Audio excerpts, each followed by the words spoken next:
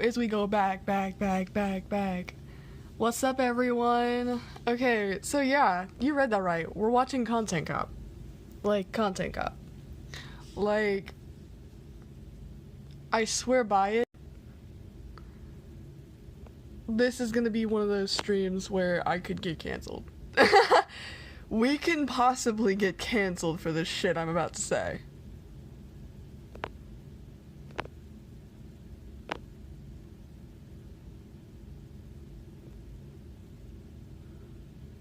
But this guy said some words back in the day.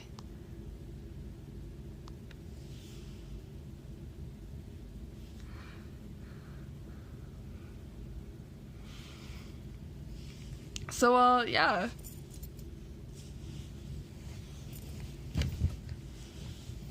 So, quick reminder, this is gonna be a very long stream. I mean very long. We will be here for a while. When I see it say, look at how long this video is, try to skip around, but, if you can watch this all the way through, I kudos you. What's up? Today is gonna be a interesting stream.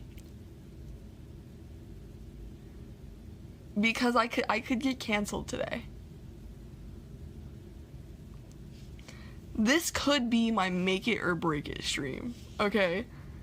Because, I don't believe in any of this. This is from when I was younger, okay? This is a very old part of the internet. I see it on Discord, yeah.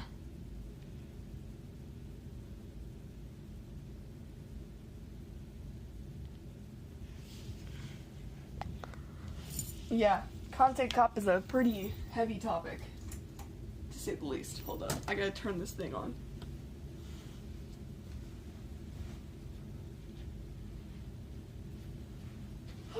I love air. We love air, guys. But, yeah, Content Cop, I'm gonna watch one Content Cop on Discord. Not Discord, I'm gonna watch one Content Cop from back in the day. And then I'm gonna watch one Content Cop that's the new Content Cop. So, get your asses ready. Because this shit's gonna get wild. Really quickly. We're gonna get wild. Real fast. I put a trigger warning up top. Confronting the Content Cop? I don't really know. I'm just gonna take it how it is. We're gonna be watching the OG. Okay, the GOAT. Everything's the GOAT if it's OG, you know how it is. But, we're gonna be talking about my childhood too. So, this is some old shit. This is some old shit. But, I'll start at, the 10-minute mark, and we'll start watching everything. Hello. We're gonna be watching Content Cop today, so if you're wondering what the fuck that is, I decided to say. At the 10-minute mark, we'll start, and then, if you know how I am.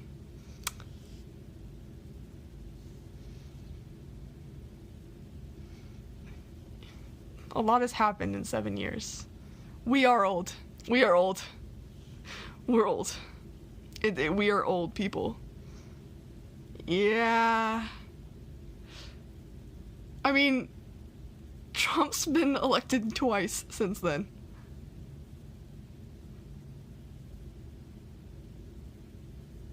We've had 2, 3 presidential elections since then. Uh-huh. 2, 3 of them. So, yeah, we're old. We're real old. We're getting there. In internet years, this is considered old.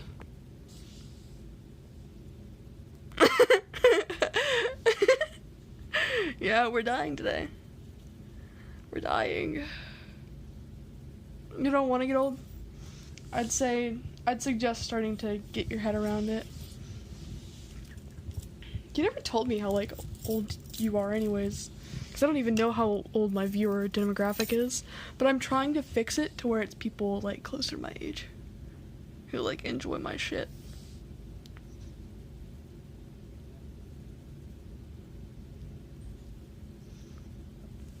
But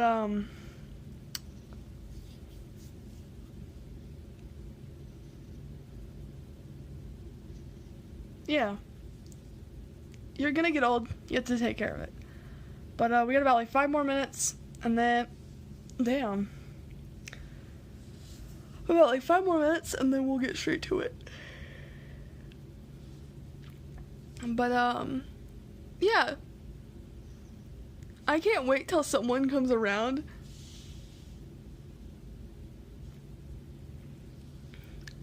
I thought that was public information. I thought I made it public. I'm 25, brother. I'm an old lady. I'm a hag.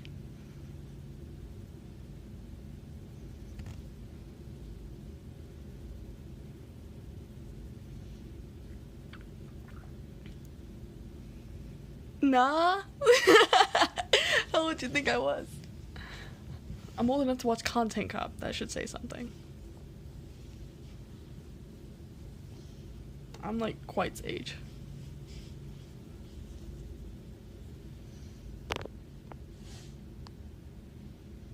There you go. I think that's good. Oh, you're older than me. You're older than me, man. Damn. You're way older than me. You're older than most people I watch, too.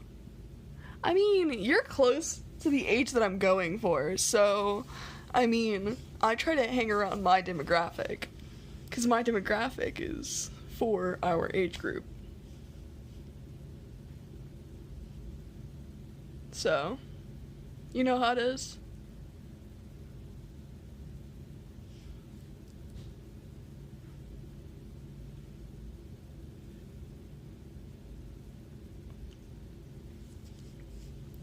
Hold on, chat. I need to grab something.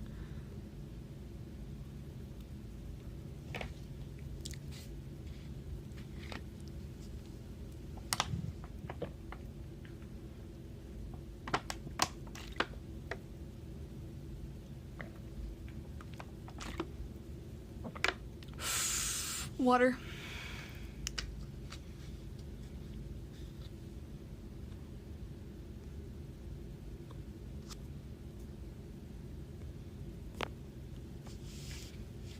So how do you feel about knowing what I just did?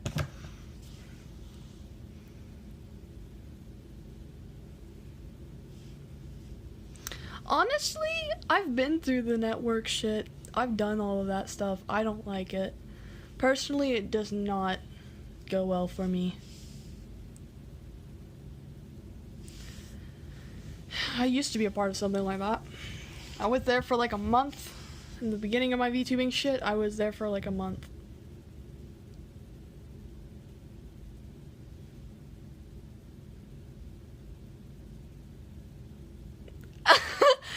I don't know. I just, it's all I could find. I was gonna make it like a joke, but I can't find anywhere to put it. Like, what, do you want me to cover chat or some shit? Like, hold up. You know what? I can do that. I might as well.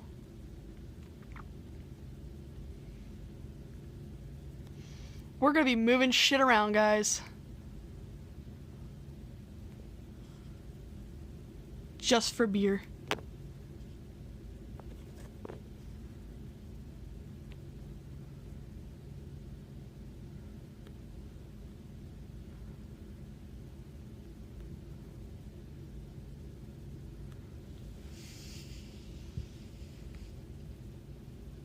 How do we feel?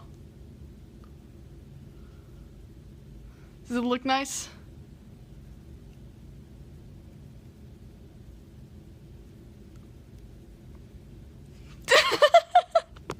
I'm silly. Don't drink and drive, Chad. Don't drink and drive. The only person who should drink and drive is yours truly. Even then, I still shouldn't do that either. See, I have a criminal record. You guys don't. Y'all got lucky.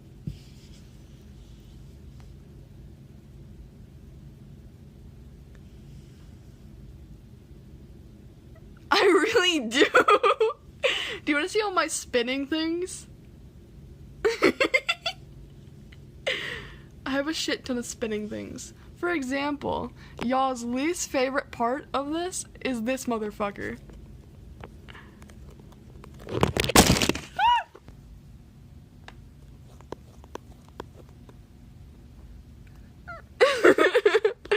Nah, it just keeps chat's, speaking of which, oh my gosh, we're just averaging 3 viewers now. Damn. Hold up, I do have to fix this. Sorry guys. I do like fixing my streamer setup. Among Us. We've got that. I mean, hold up. Got this. Alright, because you never know if, like, chat wants something different. We've got this.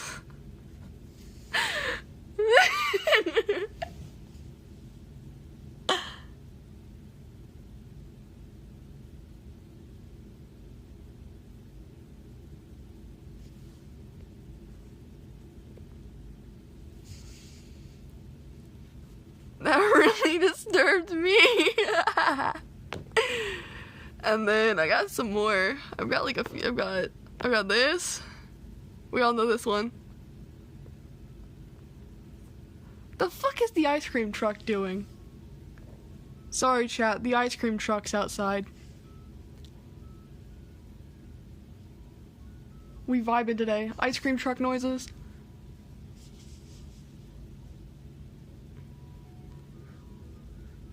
Do y'all hear that shit? Oh my god.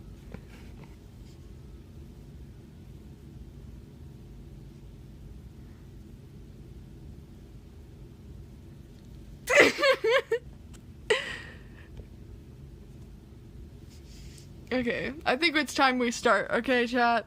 Here we go.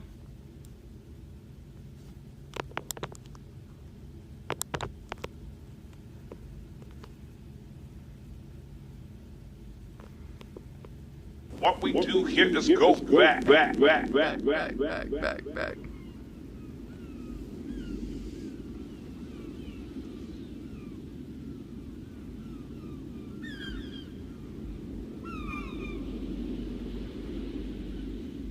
What we do here is go back.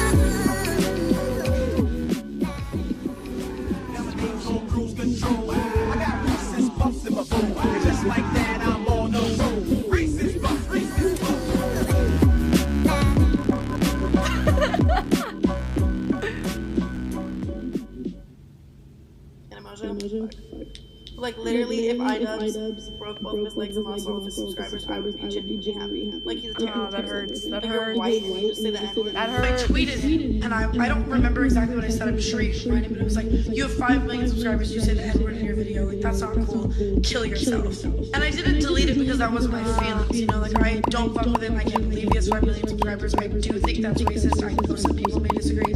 I deleted it because I don't like saying kill yourself. I guess he never responded. I never saw a response. I never thought anything of it again. Like, I don't know, it was just a one-time thing. I didn't fuck with him, I didn't fuck with his videos. So now fast forward to the future. I guess the guy that came to my show trying to get me to say the N-word in my video that I'm crying over, that I was terrified over, literally contemplated like canceling my tour. Now I have to like get all these medals and all these security because I'm fucking terrified. This guy that legitimately terrified me. For instance, was like humorous slurs.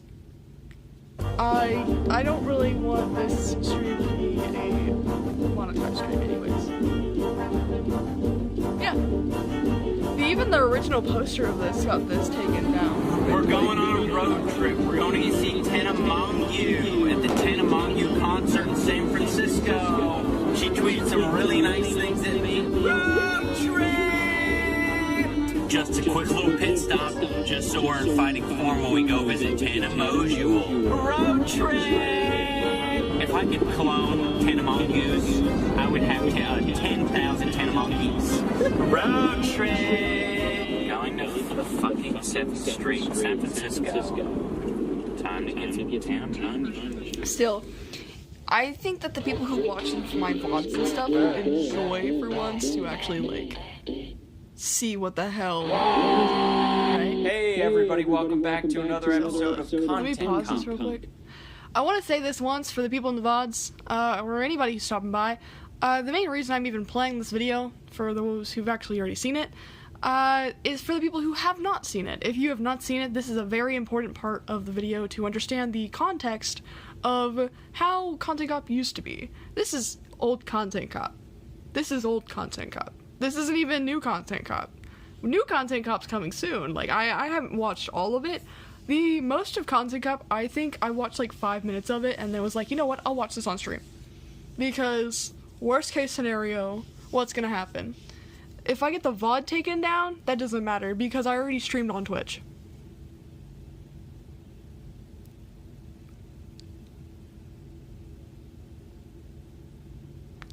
So, this is for context. We're only watching this one because this is the most popular one. Right next to that one with the toys. If you know what I'm talking about. So.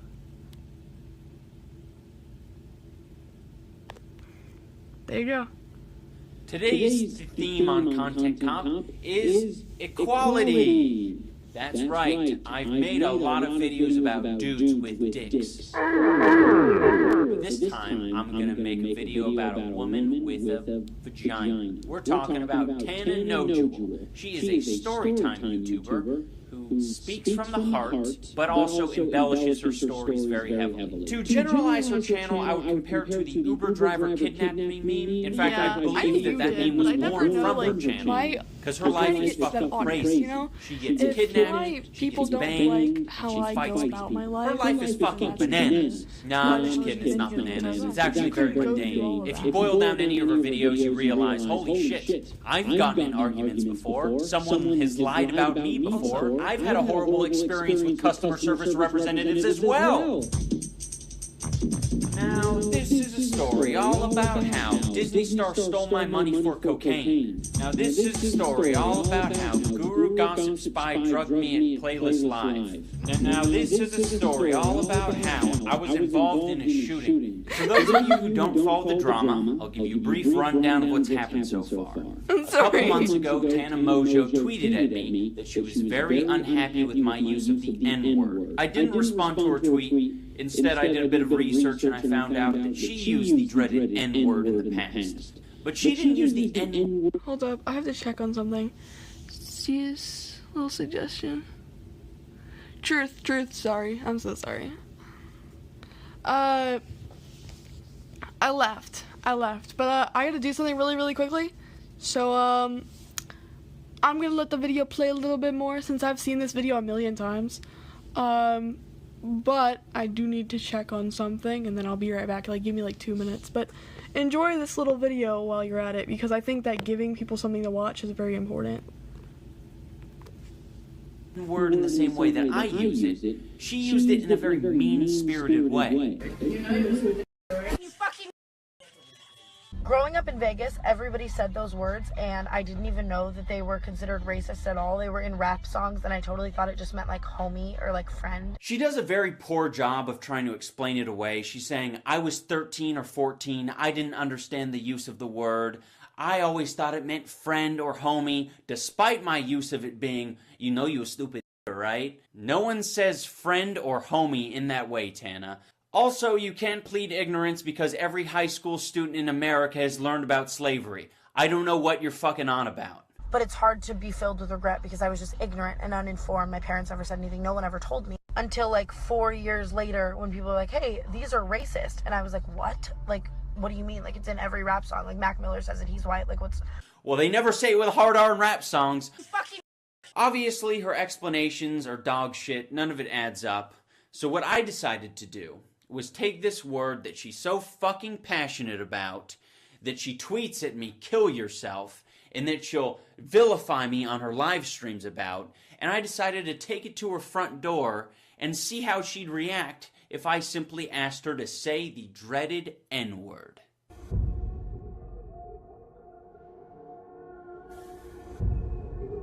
I may finally have found a place where I can be home.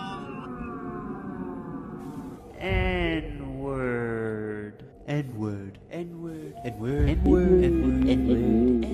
N-word. I love how N-word. that's just the thing I come back to. N-word. N-word. This is what I come back to, guys. Just N-word. N-word. N-word. N-word. N-word. N-word. N-word. Yes. I also got Oreos, so.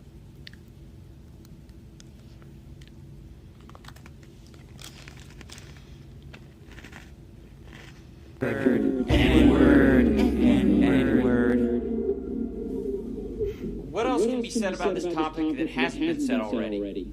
Not much. Pretty much everyone said it already. But here's some clips of Tana saying that context isn't important. Okay, but when you're reading it, even if you're just saying it, even if you're reading something that somebody else says, you're saying, I'm a white person and I think it's okay to say that word. It doesn't matter the context that you say it in, it's still racist. It doesn't matter the context you say it in, it's still racist. Listen up, teachers of America. If you've ever read aloud Huckleberry Finn to your students, you've engaged in an act of racism. The supporters call themselves N-word. Like that's what they call each other. Oh, Tana, you're gonna drop the F-bomb like that? Listen, Tana, it doesn't matter the context you use it in. It's still homophobic. Obviously, that's just a bit of hyperbole on my part, but I think it illustrates the point quite well that we are very fucking stupid to hold the word at this colossally high standard, whereas every other slur, that can be used in a comedic sense or editorial sense, but not this one, because that one has history. Well, guess what, fucking retards? All the other ones have history too. Yeah. Asian people didn't get their fucking heads ran over in World War II. They weren't thrown into internment camps. But you can't say that one because it's got sort of a... It's guttural. Either all of them are okay, or none of them are okay. But if you try to come online and tell me that I can't say a particular word, but you say words that are just as offensive, in the famous words of Tana Mojo, Kill I say yourself. this really weirdly. It's literally like the death. Okay, so let's talk about this since you asked this question. Okay. Just because I live in a different country does not make me any different than any other country, okay?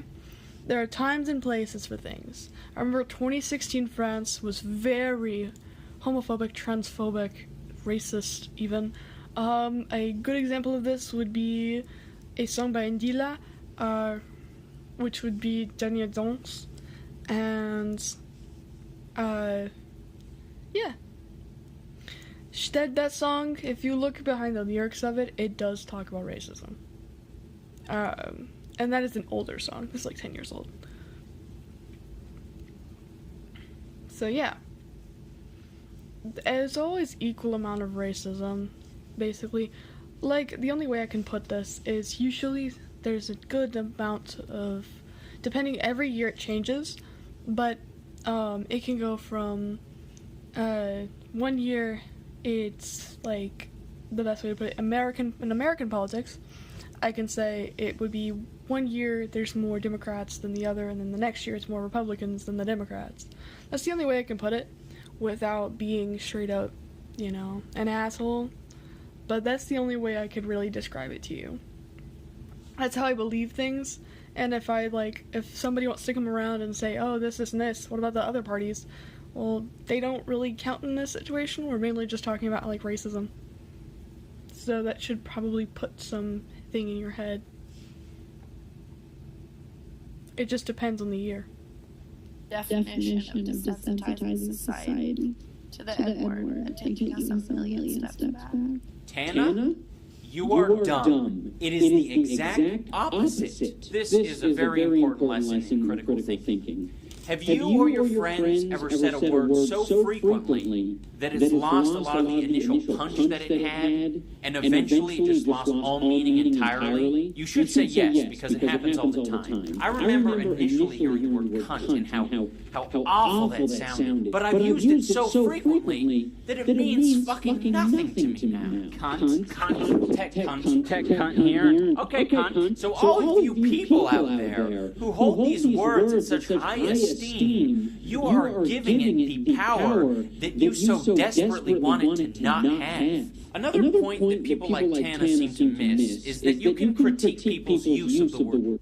You can even critique my going to your show and doing it in that sense. You can say, well, that wasn't even funny, because it really wasn't. I replaced say cheese with say.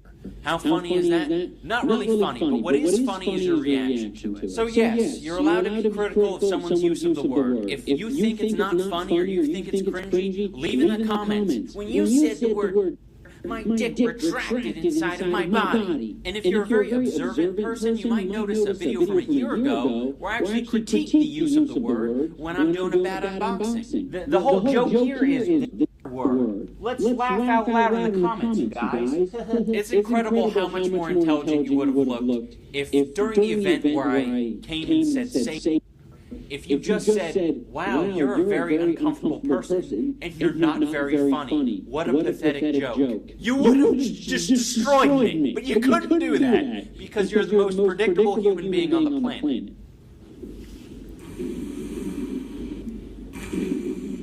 Now, a quick thing I want to say about Content Cop in a general sense is that loud is sometimes funny. And I think that's very important to think about, because we are Gen Z, so loud equals funny. Zoomer humor is loud equals funny. Okay, you could get a panda and hit it with a bus, and then I'm pretty sure that a Gen Z, especially the younger Gen Z, are gonna laugh their asses off. Like, you're gonna laugh so hard. But only because, you know, a panda got hit by a bus and it made this really, really loud ass noise. Like, I know we love pandas. We love snakes too. Don't hurt snakes. We don't hurt snakes. But we have to understand that loud equals funny, and the other way to put it is F-bomb equals funny. So me saying the word fuck really hard and just saying fuck, fuckity, fuck, I'm pretty sure I'd make a little kid laugh. Because cuss words are funny sometimes, just depending on how you use them.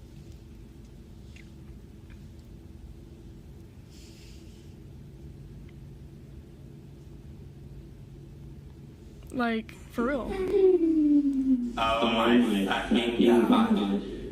Today's a Tanamanga concert. Oh my god, today's a Tanamanga concert. That was I'm gonna pretty be late.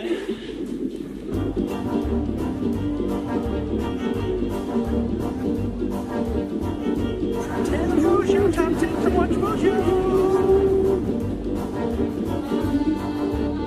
Do you guys have hoodies on? Can I get one of these on?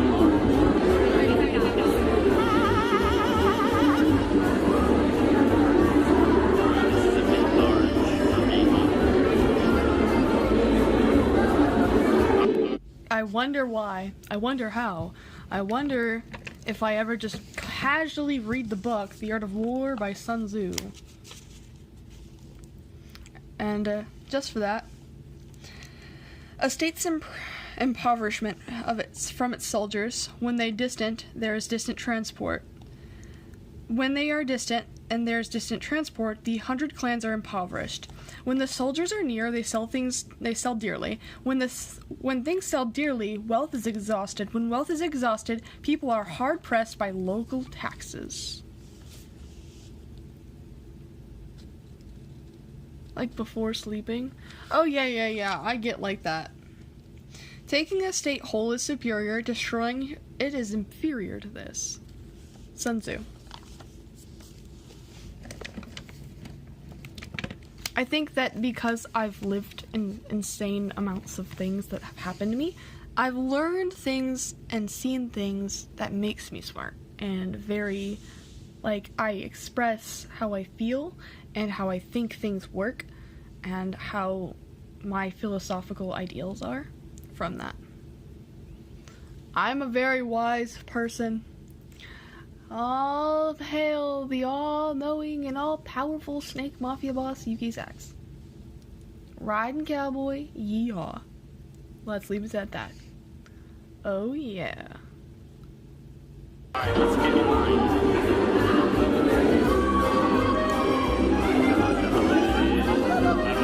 But I'm excited.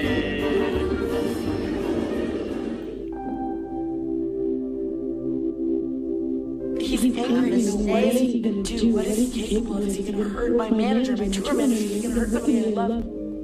I didn't make videos for my videos to be a place and a space of negativity. If I just broke both of his legs and lost all of his subscribers, I would be genuinely happy. The entire comment section is just like nothing but fucking hate. For being a person who's constantly preaching about being more tolerant of others and spreading positivity and spreading love to other people, you sure are one hateful bitch. And I don't want to make videos. I'm not just gonna continue to make videos and fight more. All of you turning on me breaks my heart. I know it's very hard to listen to all the logic with all the tears going on, but just tune out the crying for a moment and realize that she's a complete hypocrite by complaining about all the hate in the comments and then on her live stream. Fuck this cunt. I hope he breaks both his legs and loses all his subscribers. But all this hate in the comments, it's okay when I'm hating, but when other people are hating me, strictly off limits, guys. And I do everything I can to spread the message of being against racism. What more can I do? Spread the message of being against racism. I'm against racism. It sounds like it was said by a 5-year-old. I'm also going to spread the message of being against rape and being against murder. It's bad. This is the epitome of being a basic bitch. I told myself before I started YouTube that I was going to be different and that I wasn't going to be like every other YouTuber and that I wasn't going to be the sellout, average, blonde bimbo on YouTube. I was going to be someone different. I just want to give up. Any other things you're against there, Einstein? Eating your own shit. I think eating your own shit is bad. What the fuck I did to items to deserve any of this? Broke both of his legs and lost all of his subscribers, I would be genuinely happy. I don't know what I did to this human being. Broke both of his legs. I don't understand what I did to deserve this. Broke both of his legs and lost all of his subscribers, I would be genuinely happy. Like he's a terrible person. I wouldn't label Tana a racist. No, not because she's a crusader for Black Lives Matter. I mean, honestly, what I made my Twitter name Black Lives Matter for months when everyone was telling me to change it. If I wasn't such a giant fucking advocate for Black Lives Matter. I wouldn't deem her racist because I don't know what's in here or what's in here. But the fascinating part about all of this is that she won't offer me or any of you guys the same level of respect. No one fucking cares if he's a racist. It sucks so bad. Being a fucking racist, you're fucking racist and that's not fucking cool. We're gonna be like the last ones to see Tana, so I'm pretty thrilled about that. And we're gonna be like that little cherry on top, so a little whipped cream, fluff frosting. Is it worth it? Hell yeah, it's worth it.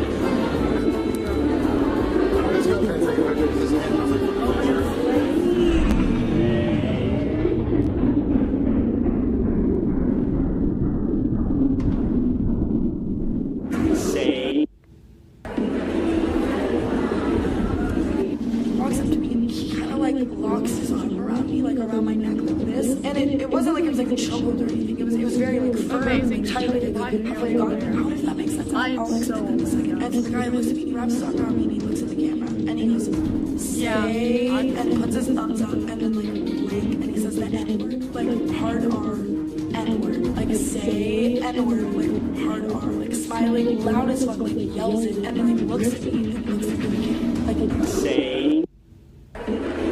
Please, I'm like say, like yelling, thumbs up, arm locked around me. Say. And I literally, like, I don't even know how to describe this moment to you. But I never understood how people would feel in moments like that where you were scared for so many reasons. or the fact that life from other people's lives. So then I kind of try to like break free, you know what I mean? Like get his arm away from me, and so like the first time I tried to, like he didn't like let go, and that's where my brain instincts like, okay, does he have a gun? Does he have a knife? Like, whatever. This was very quick. It wasn't like he held me for much longer, and then I pull away harder and finally pull away. That's where my brain is like, do I run? Do I scream? Do I cry? Do I hide? Do I cuss him out? Do I ask him what's wrong? Like, I don't know what to do, you know? And he's just looking at me like with the creepiest, most terrifying smile.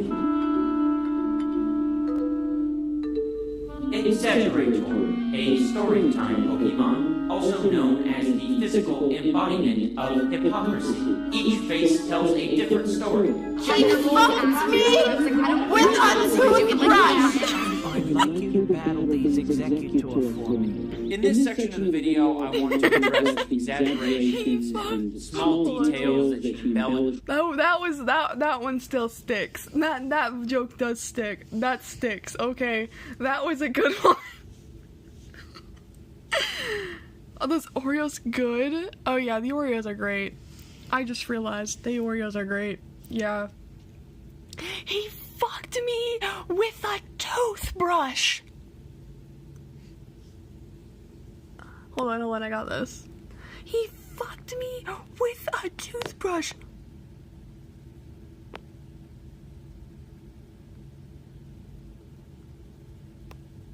That's like the funniest shit I could think of. Sorry, guys.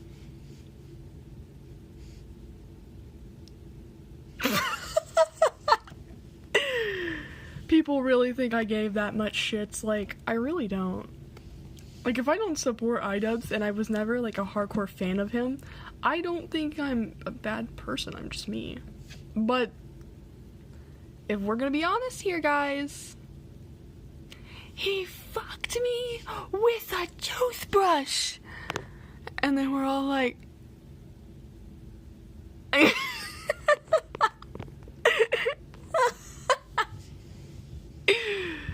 The insanity of some of the shit people say. And they say I'm crazy. She's just to make the story more interesting. And I look at him and I'm like, no, like we had to kick him out. He was like trying to fight people, and it was really a sketchy situation, to be honest with you. I was like trying to fight people, and I was like trying to fight people, and I was like Getting kicked out, apparently. I just wanted to... I'm VIP, though. I'm VIP. That was just a bit of editing. No punches were actually thrown. Believe it or not, I wasn't there to fight 12-year-olds or your security detail. If you can't tell, I'm not the strongest, most ripped dude on the planet. Wasn't really interested in fighting, just interested in a little bit of tomfoolery with you. Another thing that Tana got wrong that really infuriates me is she said I gave a thumbs up. I'm not a fucking animal, Tana. I wouldn't give a thumbs up after saying a racial slur. and puts his thumbs up, yelling, thumbs up. Here's a few more details that she just got wrong, just for no fucking reason at all. Like, you can easily research any of this shit. Bought a $200 ticket to my meet and greet at my show. Like, yeah, guys, the punch sounds were fake. And his 5 fucking million subscribers are all just fine. I know all this Tana shit is like a week old at this point, and to be fair, I was planning on being able to work on it for a lot longer. But hopefully you guys were able to get some new insight on the situation, or at least have a couple laughs. To all the preteen girls who attended Tana's event, feel free to click the subscribe button down below to thank me for making Tana's boring event that much more bearable. You're welcome. Fucking someone in the middle of Target, literally fucking riding a dick in the middle of Target like He has 50 million subscribers, and he can do a lot with that. He can come on and definitely say, you know, that is wrong, and racism is wrong, and racism advocates for inequality, racist acts, hate crimes. This could only be the beginning, because of a person that is telling the entire world it's okay to be like this. We are the next generation. Tana, you are not a social activist, nor are you a good person because you're low infuriating on end about being against racism and being for equality and spreading positivity. If you really want to be this social activist character and you really want to be known for that, then go out in the streets and march with feminists and take off your shirt and write "free the nipple" on your chest. Do shit like that. Because I feel as if that's sort of the impact you want to put out there on society. But if it's not, and you just want to continue being a basic bitch, then just say at the beginning of each of your videos, I'm spreading the message of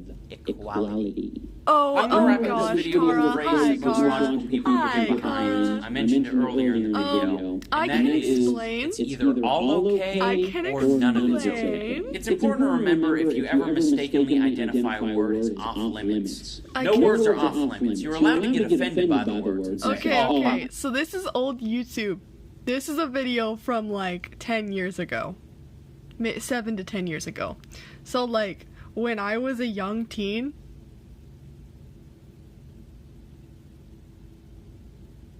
this was the shit that we would watch.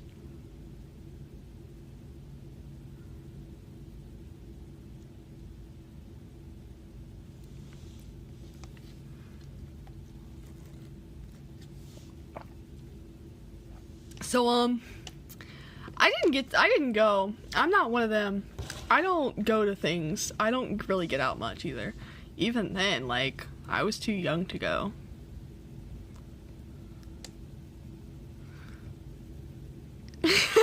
So, quick reminder here. This guy, like, shouts the N-word in this thing. And it made me, like, when I was younger, it made me laugh my ass off because, excuse me, imagine pulling up and showing ass, like... So, like, pulling up, showing ass, calling it a day. Like, I can't believe some of these people. Like, I don't stream much, but, like, I'm excited that I'm getting this streaming in.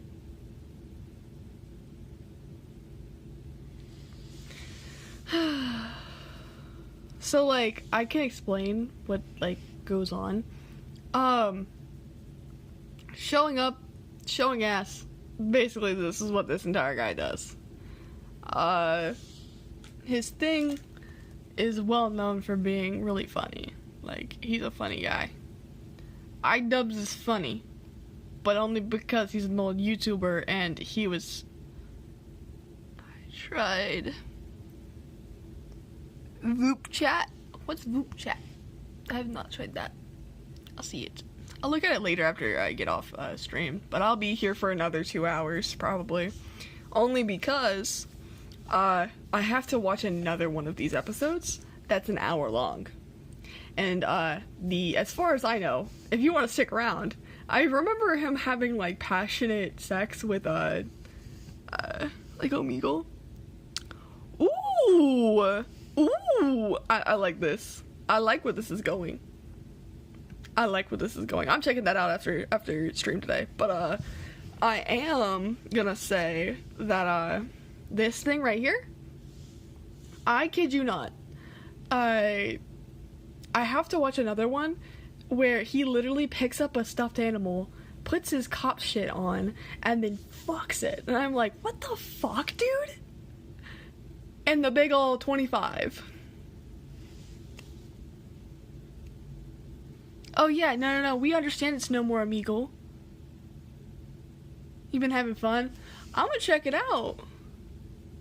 Yeah, the new one's a little out there, but like, it kinda gets me laughing still, because like, I have a childish humor.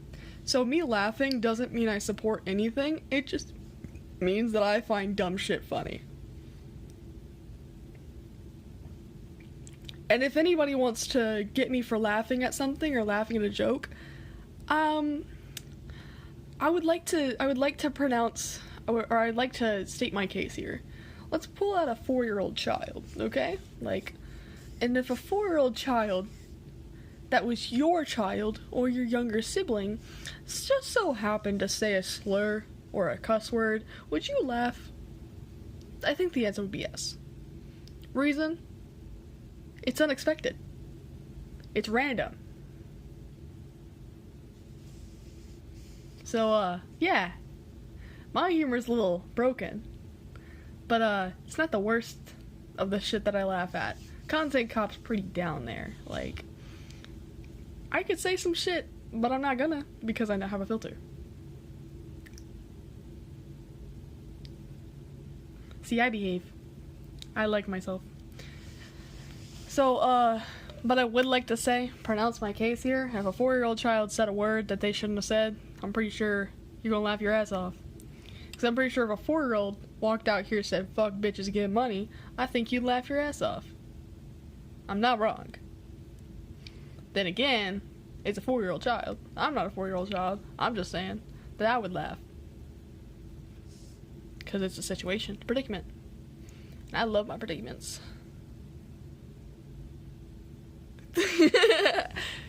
But, yeah. I think that Voop Chat, I will check it out after stream. If I catch you, I catch you. Okay, Kara? Okay, guys. Here we go. Back to Tandem Mojo. I didn't like that very much. But for you to come at the person and say, you're a bad person for saying this, you're racist for saying this. At the end of the day, everything's a choice. Black people can choose to get offended by black slurs. Asian people can choose to get offended by Asian slurs. White people can choose to get offended by black slurs. And Tanamonian can choose to get offended by black slurs. At the end of the day, it seems like white people are really just trying to make up for all of the torment that we've inflicted on black people. Well, keep at your crusade. I'm going to continue to act like they're normal human beings. We are the next generation. We are the next generation. Say. Put your pussy fingers to the moon! He's angry. What is he gonna do? What is he capable of? My tour manager is gonna hurt someone. Fucking someone in the middle of Target. Literally fucking riding a dick in the middle of Target. Like, We're all equal and we all need to use our voices to spread that. privileged little white Georgia man didn't get what the fuck he wanted. I'm not really sitting here like preaching. I normally have blonde hair and I'm like, fuckable. Like, it's like a thing. Like, Because this really shook me. like, you're a piece of shit. You're an asshole. Cunt. Then she just like was a cunt. I'm the nicest person. I always say you can't expose me because I'll expose myself first. Lumpy muffin mama, saggy teeny grandma.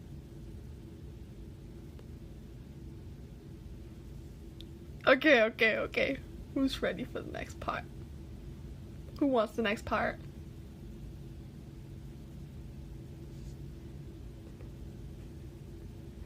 Okay, so some of this shit kind of dumb. Well, don't you think, guys? Don't you think, chat?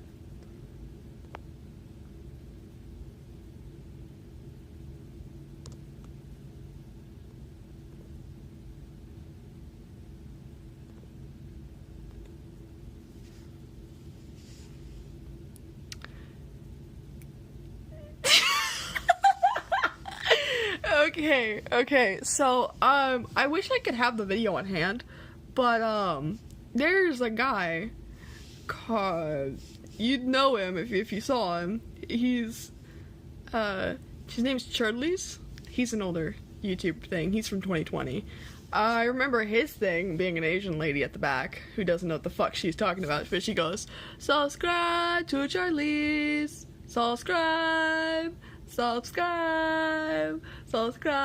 Charlie's. Shit like that. Like it's like a Asian lady in like the outfit and everything.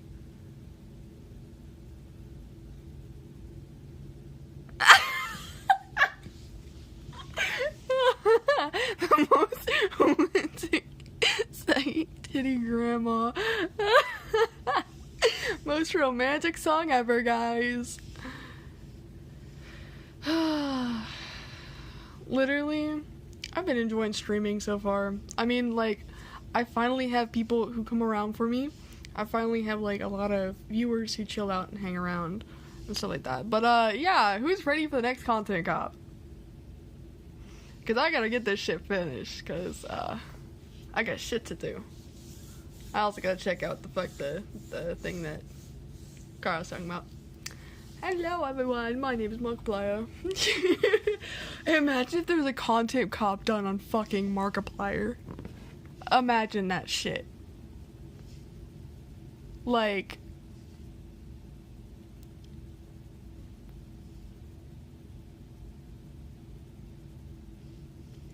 See, banned now?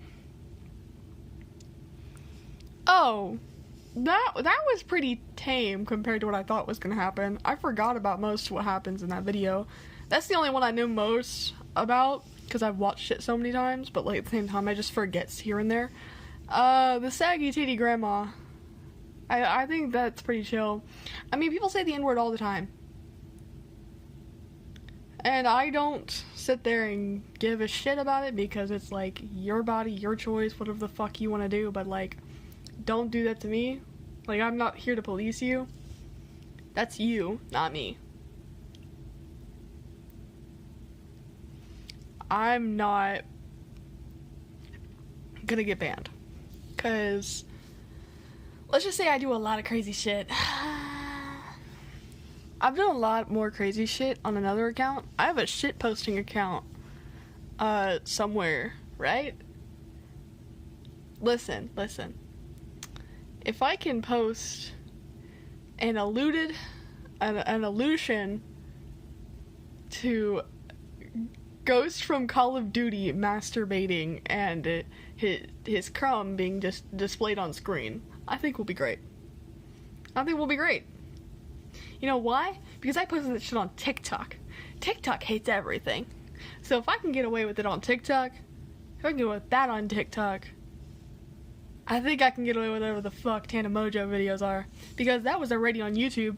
Any video that I want to react to has to already be approved by YouTube on YouTube and is watched a lot. Listen, we don't question what Yuki does in their free time. We don't find the videos of Ghost masturbating. We don't ask about it either.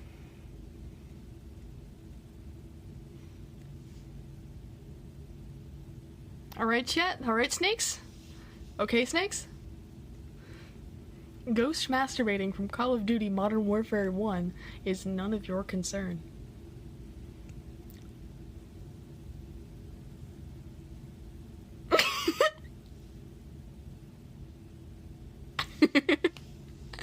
I'm just a little guy, guys. I trust. I'm just a silly girl.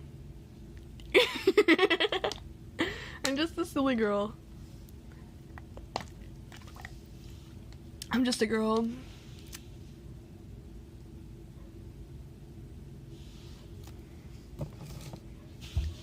But, yeah, hold up. You know what? Here you go.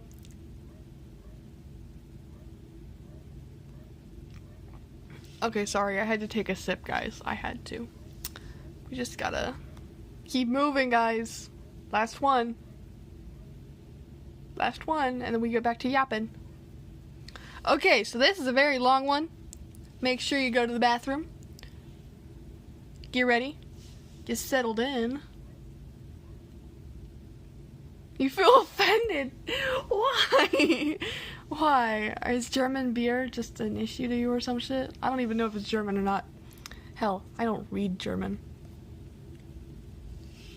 You feel offended.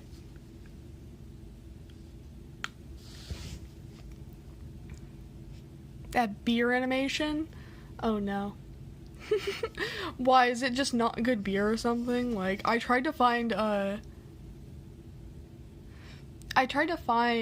Coors Banquet, but they didn't have spinning Coors Banquet. The one? What's the one? I need to know. What's the one?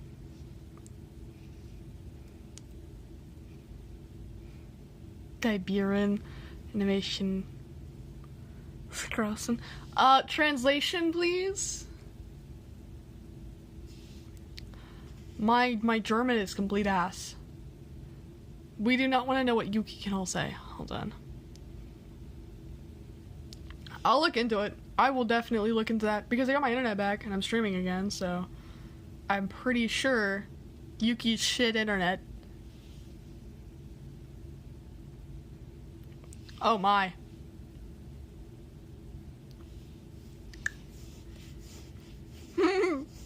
And they'll just be like, we need to decorate this house.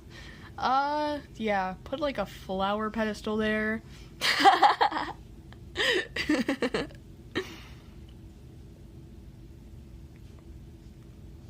I don't even know if you posted that video that we did together a while back yet. Either way, I don't care, because I couldn't post it. Oh. So, you are German then? Hmm? Oh, you're Austrian or German? I forget. You're one or the other. I forgot.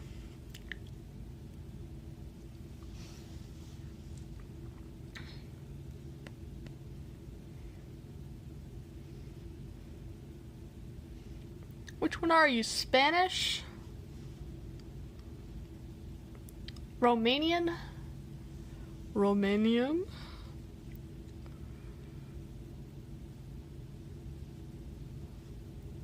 Russian?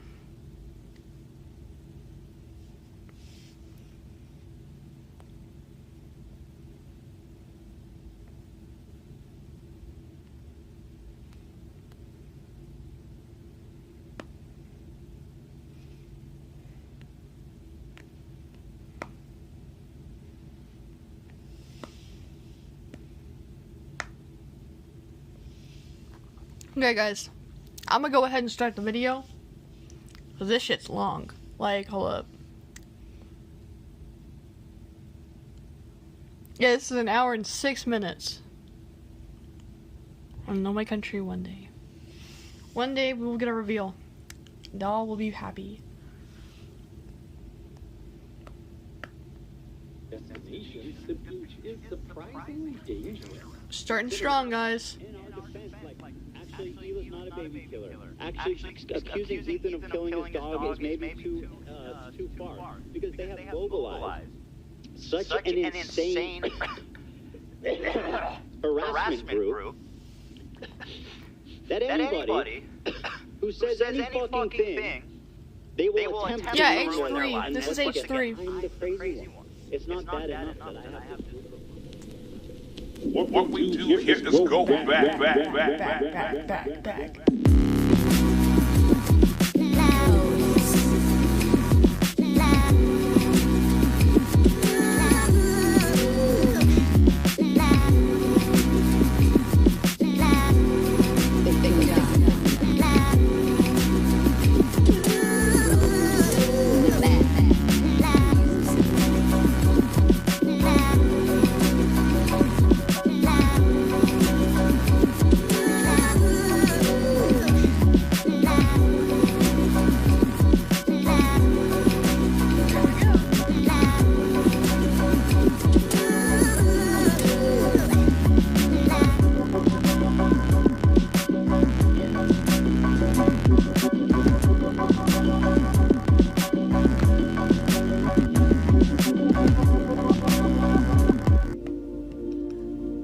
What's up, everybody? I'm Hassan Piker in the Stars, and I broadcast coming to you live from a cloudy day here in California, Los Angeles. We're live and alive, and I hope all boys, girls, and MBs are having a fantastic one because today's a beautiful day. I have a very important announcement. I've finally done it. I watched Ethan Klein's Content Nuke, and I'm not going to call it Context Puke, as I normally do, because the reality of the matter is, it was brilliant. Nothing was out of context. Everything was correct. I am an Islamist, fundamentalist, radical terrorist. I am a vicious anti-Semite. It's true. Most importantly, Ethan is more attractive than me, both physically and also mentally. I've been lying about everything, including my glasses. They're fake. He was right about that. That's not even in the Content Nuke, and he was right about that too. How did he know everything? How? Wake up, Ethan. Wake up, Ethan. Ethan, wake up. Wake up, Ethan. Wake, Ethan. Wake up, Ethan. Wake up. Time to be awake, Ethan. Wake up, Ethan. This is no longer a dream. This is a nightmare. Wake up. Ethan, the dumb bitch is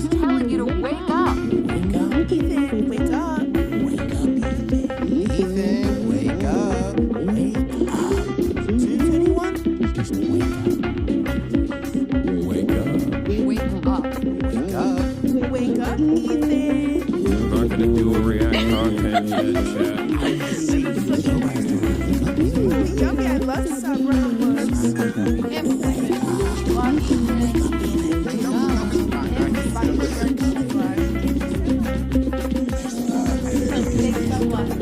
Take sunglasses.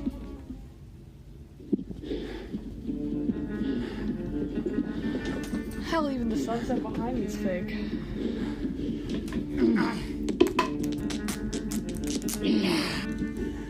Alright.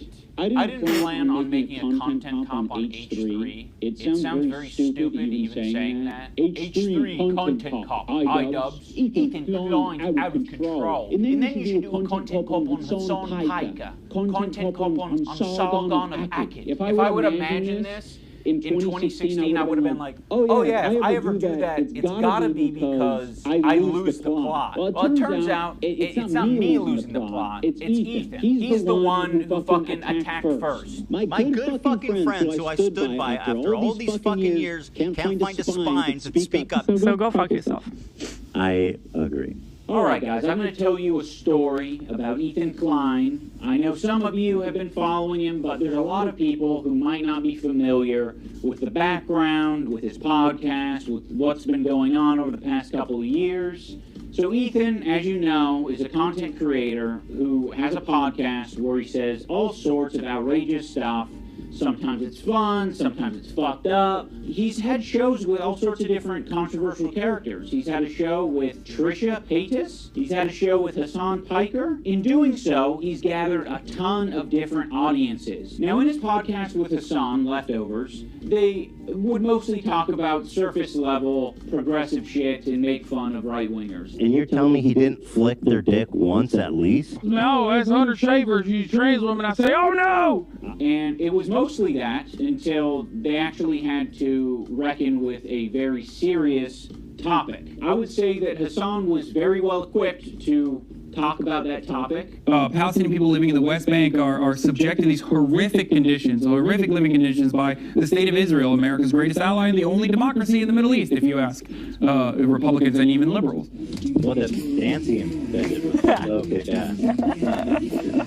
Israeli settlers are trying to evict Palestinian families in occupied East Jerusalem. The United Nations says that that may be a war crime. It literally is. It was just eating the toppings out. The pizza looked like a burn victim. It was all disgusting. I don't know if you can make that joke in 2021. Why? It's insensitive to burn. I think that's a good analogy. It's a powerful image. Ethan was not prepared for this. Ethan, the whole time, is more of the goof guy. And that's fine, you know. We don't expect Ethan to be an expert on the topic. Ethan was obviously caught in this tricky situation where he is extremely sympathetic to the Israeli cause and what's happening to them. His wife's Israeli. She served in the IDF. He obviously likes the state of Israel. On the other hand, he's just got done capturing a massive progressive audience who are very politically savvy. They follow Hassan. Hassan is strictly a political streamer. So this is something they're very keyed into. So when they see Ethan say things that are just like not accurate and it's just propaganda,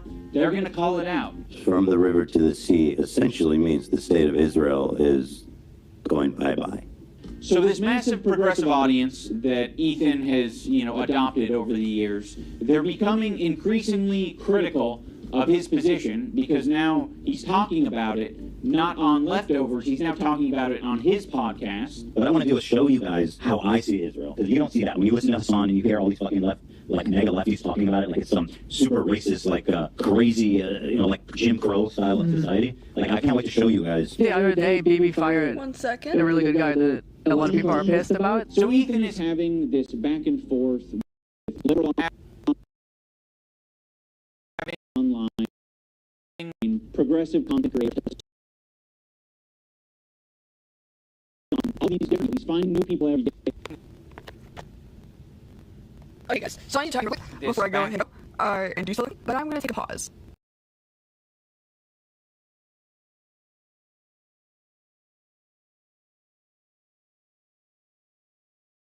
Okay, so we had an emergency. Sorry about that, chat.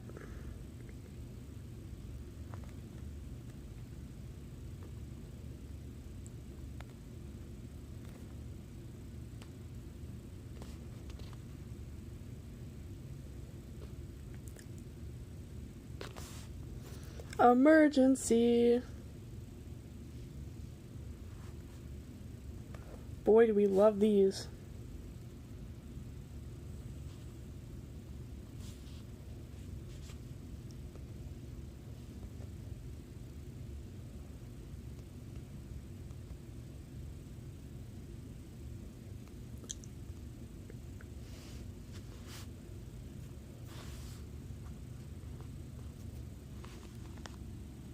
There we go.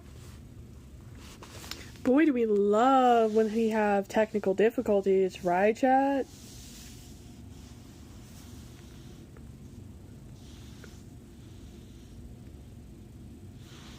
Every single tears were falling in the fair, falling in the air for good. Whoa. Oh. Oh, yo, oh, oh.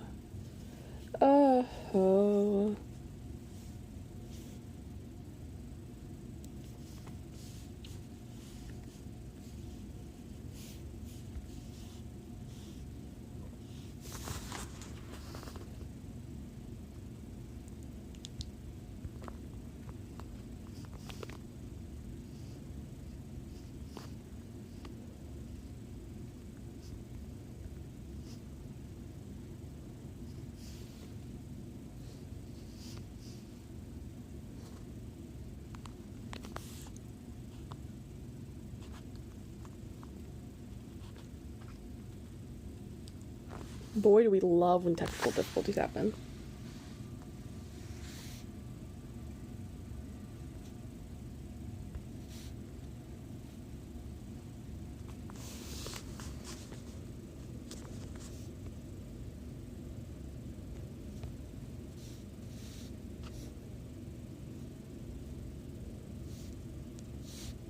It's not what I was looking for. Hold up.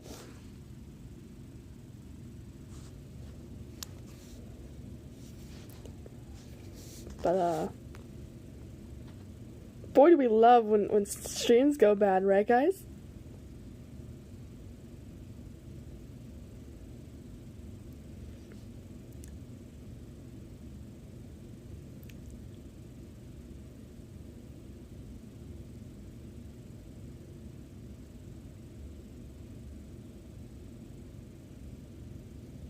Hello, welcome back, welcome back.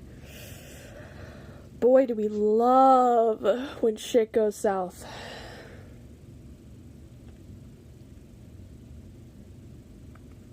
I did eat really quickly because I did have to go do that, but only because I had to eat.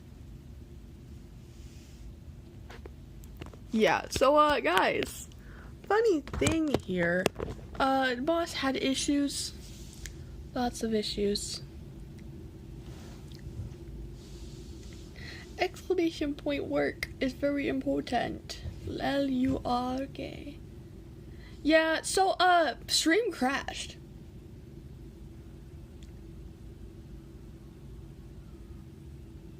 Yeah. That's not fun. Imagine being, like, halfway through it.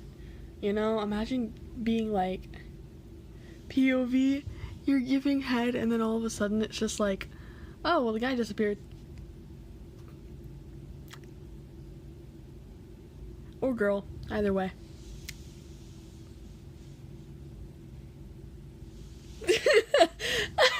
I'm gonna get banned eventually, and it's gonna be so fucking funny.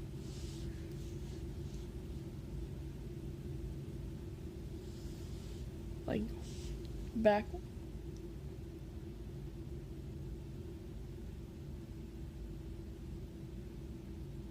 Destination, the beach is surprisingly dangerous. Consider them in our defense, like, actually... Who ends up being the good guys in this? Because it's been pleasant hanging out with you. I've enjoyed your content over the years. And they have mobilized such an insane harassment group. It's not bad enough that I have this group of people. I'm No, not go there. And it's all culminated, at least for my story, in Ethan burning bridges with people until he burned the bridge with me. Since Ethan and Hassan's falling out, I've been keeping to myself mostly. Oh, I don't because I'll have just start making many like some really nice fucked things up to shit. say. I'll just Maybe if start saying Ethan's things able to like get really some help, fucked up. maybe if he Oh, shit, stops I forgot to harassing lock other something. creators, 1 second, maybe guys. if he does these things, eventually he'll find peace and we can like rekindle our friendship. So that's been my approach. I've occasionally thrown a joke Ethan's way in the form of Hassan Piker versus Ethan Klein for boxing. I like iDubbbz. He's a good guy, but I don't like this stupid. It's not a fucking petty beef. It's like this guy is evil and he's doing anti-Semitism, and also he's way out of my weight class.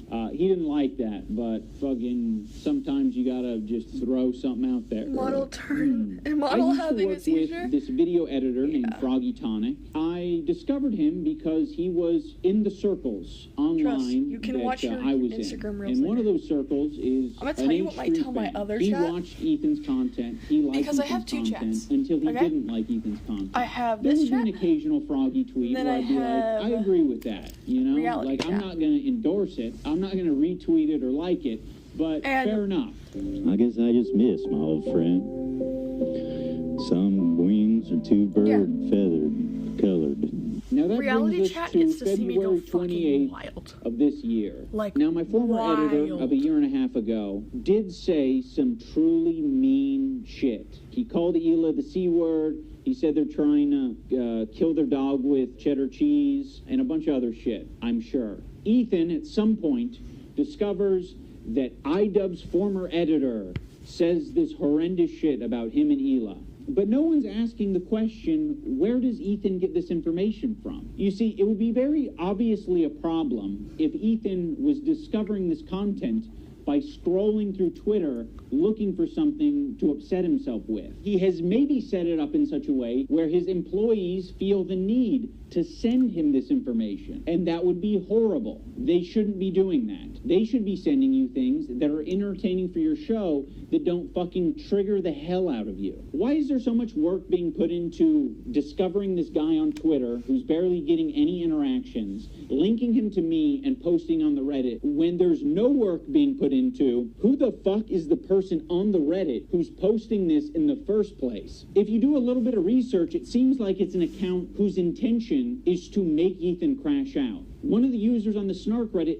points this out. They're like, I've seen this account before. This account has scraped its history, and it's now trying to make Ethan burn bridges. This is within Ethan's own community. Like, this is the thing that he needs to be critical of. It's not me. So yes, I am willing to admit that my former editor was being very nasty, uncharitable, and fucked up towards Ethan and Hila. Chat, we might have an But issue. Ethan and Hila are doing the same shit on their podcast. So I don't want to fucking hear it. Terrorist supporter. The CEO of Twitch. Pedophile. Now I'm going to watch and respond to the two podcast streams where Ethan and Hila call us spineless cowards. Anyway, this guy was saying shit like that Hila's a Nazi, that she kills kids, that she went on like, she's a IDF baby killer, all this types of shit. My and stream that's showing might up crash right again. up on us Nisa's and iDubbbz's feed. My good fucking friends who I stood by after all these fucking years can't find a spine to speak up. You know why? Because they'll get murdered. You don't know what's on my feed. What the fuck is happening? For all you know, I only use the For You tab. For all you know, I only use lists. For all you know, I'm seeing these things tweeted out by my editor of a year and a half ago and saying, God, that is nasty. I'm just not going to throw someone away because they're having a parasocial weird moment. Just like I'm not going to throw Ethan Klein away because he's having a parasocial weird crash out. How many women I fucked? Hassan, by the way, thousands. Yeah, thousands. Let me ask Galia. These shoes do not go. I'm sorry. Oh my God. Hassan's the type of dude who watches himself in the mirror when he has sex. Watching me on a All right, guys. 30-second delay on a work stream. Wait, that's what I'm. Wait, how does he know I'm watching already? Because you've been talking about it for the last 5 minutes. Can it's I not promote fucking you? petty beef. It's like this guy is evil Real and he's doing anti-Semitism. These shoes do hold not up. go. I'm gonna give you a little bit of power, people, okay? I'm sure, who have unfollowed chat you for the things that you've said and done, and I'm sure there are even more people who have stayed following you because they don't want to throw the You baby get out to with have the power. bathwater. They don't want to throw someone away There you go. because they've had some hard moments. Oh, because We're I'm all sick and tired of the fucking bots, and if human. My good fucking you know friends how who like I they stood try by to get after shit on all my these stuff. fucking years can't find yeah, a you spine get to to- speak up. You know why? to nuke Because they'll people get today. murdered. And what you're saying to me is that I'm a bad friend and I'm a piece of shit. I'm spineless. I'm cowardly because I am following someone on Twitter. You get because to they get have rid of mobilized fuckers. such an insane For trying to, harassment group. fuck with It's a not small bad enough streamer. that I have this group of people harassing me A and everyone in my small life. streamer It's chat. that people outside of this group, journalists, creators, are actively participating in this gaslighting to make it seem like I'm fucking crazy. I mean, I don't know what he's getting at here. Like, yeah, people are gaslighting you. A lot of people gaslit me when I apologized. That was actually like the #1 type of harassment I got was people gaslighting me and taking my newfound woke ideology to its extreme. I've probably done and stood by iDubbbz and Anissa more than anybody. I've stood by them when all the internet hated them. I don't like that Ethan brought this up because it makes the relationship feel very transactional. Like, you know, we're just meant to support each other online despite our own personal morals or principles. But I'll say this, I don't think they're fucking any friends of mine. And certainly I don't think they're any fucking friends of mine based on the text conversation I had with them too before I even talked about it. So I have nothing. I don't need any fucking halfway friends, man. I thought the text conversation that I had with him was very empathetic. I basically just said, like, I know you and Hila are experiencing a ton of harassment, and I essentially empathize with that, and I think there's something positive to get out of the conversation. But he refused to talk on the phone unless I was willing to publicly say something about my former editor and denims. As much as you don't want halfway friends, I also don't want that kind of halfway friend. I don't want someone who's going to give me like an ultimatum either, to have honestly. a conversation. Could you not say something when this is like, imagine like one of you guys is like, Hassan actually wants to go to Israel, go to Gaza so he can strangle Israeli babies or some shit like that. I'd be like, you imagine me not saying something. You're trying to make a one-to-one comparison where there isn't one. This guy that I follow on Twitter is not in the same relationship as you and one of your current employees who is streaming with you 3 days a week, 3 hours a day for the past 10 years. At one point during the stream, Ethan and Hila bring up Adam McIntyre. Now, Adam does basically the same thing as my former editor. He's critical of Ethan and Hila, and he is sometimes uncharitable and nasty towards them. Adam McIntyre needs to just like disappear. That guy is a piece of shit, like of the lowest order. I never even stood by him when he talked bad about Trisha having a kid and called him like the spawn of Satan. He was supposedly on our side. I would never even co-sign that. I was disgusted by that statement too. I remember when he called her kid the spawn of Satan. I never said anything. And like I was that. supposed to be like cheering on, but I wasn't going to cheer that on. That's Why disgusting. do you forget that he called her children, which is something we would never do, the spawn Never. of Satan? It's disgusting. And I piece of mean, shit of a human. it's just incredible who ends up being the good guys in this story. You know, it's really something. Unfortunately, they never made a statement. They never said that they disagree with his statements about Trisha's baby until it's useful. Like, what is it, 3 years later? Like, I mean, you're talking about it like you were aware of it at the time and that there was some amount of pressure or enthusiasm for you to get down with that. And what it sounds like to me is that you did see it at the time and you were like, ooh, I don't like that. And you didn't endorse it and you didn't fuck with it. Huh. It's almost like that is a fucking identical situation to me. It's just incredible who ends up being the good guys in this story. You know, it's really something. So yeah, the reason I'm bringing this up is because they're trying to like paint themselves as the good guys, and they're saying like, yeah, we strongly disavow things that are said, even about our enemies. We are the most immoral people on the internet. Unlike Ian and Anissa, who are fucking keeping to themselves. Also, why the fuck does Olivia get the pass? What a fucking asshole for putting you in that position, Olivia. You're friends with him. And you don't have to say anything, but like, what a fucking piece of shit. What a bad friend to put you in that position just for some fucking clout. It gets people angry at you, like, oh, how can she be friends with him? Which is total bullshit, okay? Olivia did not do anything. And I want the pass.